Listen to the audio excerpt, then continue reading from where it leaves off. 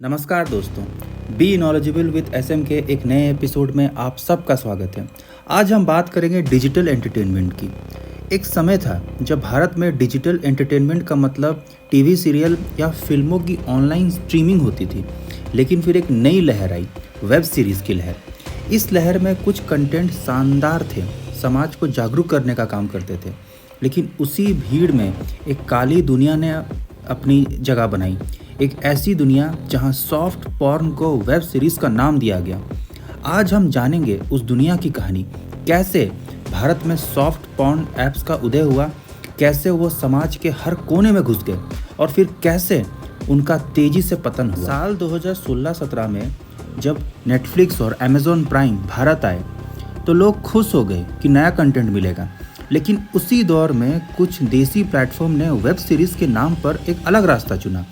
कम budget, bold script और अश्लील content. कई ऐप्स जैसे उल्लू, ऑल्ट बालाजी और कुक्कू, इन्होंने कंटेंट बनाना शुरू किया जिसमें कहानी से ज़्यादा सिर्फ न्यूडिटी को शो कर दिया जाता था और सेक्सुअल एक्टिविटी को शो किया जाता था। इनके कंटेंट के नाम भी बड़े अजीब होते थे, जलेबी बाई, चरम सुख, पलंग तोड़, लवली मसाज।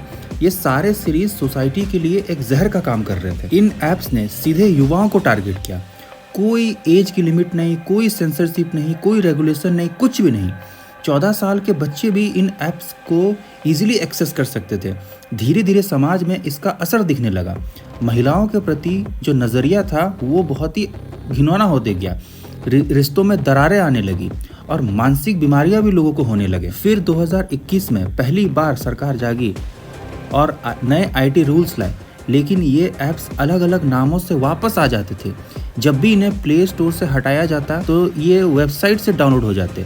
आखिरकार 2024 में सरकार ने 18 ऐप्स को ब्लॉक किया, लेकिन 2025 आते आते सरकार ये समझ गई कि ब्लॉक करने से इस समस्या का, इस प्रॉब्लम का सॉल्यूशन नहीं निकलने वाला।